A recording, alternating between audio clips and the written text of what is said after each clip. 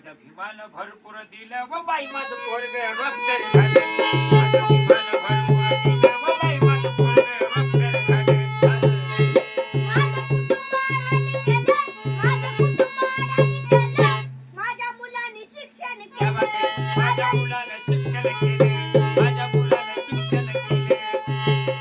त्याचं रात रात जागलं, त्याचं रात रात जागलं, कधी उपाशीच झोपलं, कधी उपाशीच झोपले, कधी उपाशीच झोपले.